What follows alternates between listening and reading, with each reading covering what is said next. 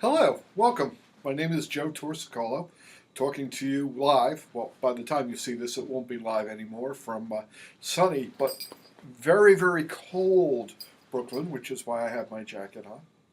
In any case, happy holidays to one and all. We just have gone through the holidays, and now it's time to, I guess, get back to work. Or if not get back to work, get back to life. Well, maybe. Or just to go back to having some fun with life. And really, isn't that what's important? I went and sat down and hung out with some relatives over the weekend. And I don't get a chance to really do that much, or not as much as I'd like.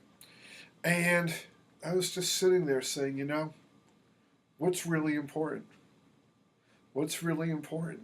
And that's for everyone to decide. And in fact, what will get you back to happiness, because ultimately that's what this is all about, getting you back to happiness, is really deciding what's important. And sometimes as we go along through our life journey, we think certain things are important, only to discover, hopefully in time, that the lessons that life have given us really then show us what's truly, truly important. So here's a lesson I learned a couple of years ago as we talk about getting back to happiness. And one of the key things that you can do to get yourself back to happiness is set things up so that no matter what happens, you win. Now, of course, getting back to happiness is all really a journey here in your mind. And so when we talk about setting yourself up to win, what exactly does that mean? Well, you put yourself in a situation mentally where no matter what the outcome is, you're all right. You're all right. I can remember because I'm a guitar player, and that's one of the fun things I do in life, one of the things that brings me joy. And, I was in conversations with the lead singer of the band, wasn't sure the experience was going to be right for me, or I was having the experience that I wanted, and I was considering leaving, and the person was saying, well, you can't do that. What do you do if you leave? You'll have nothing. And I thought to myself, hmm, I could go down that alley very easily. Or I could construct in my mind something better. So what I did is, what I actually literally constructed in my mind was, all right, if I stay, what's the positive aspects of staying? Oh, I see. I'll have fun. I'll have a really good time. Great. On the other hand, what are the positive aspects of no longer working there and working on this project? Well, gee whiz, I'll get to go find another project. And actually, I enjoy the hunt for new projects. It's a lot of fun. I get to meet a lot of new people. So if I go look for a new project, I'll have plenty to do. And I'll have fun. And if I stay with the old project, why, I'll have fun. And so if I put them both together, why, one thing that you'll find when you do that is either way, you win. Had a client the other day, and we were doing, she had a part of her that didn't wanted to remain very private and hidden from people.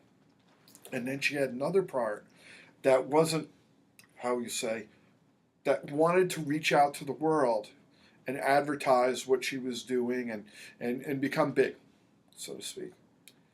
And she had all the talent with which to become big, but she had this other part of her that was very much wanted to be private. And when we looked at each part, what we found is the part that wanted to be private, well, it served her very well. It kept her safe, you know. And the part of her that wanted to go big and use her talents for the best and highest good, well, in her words, she said that I would be serving God then. And I said, well, if you had this part, how would you feel? She said, why, I'd feel happy.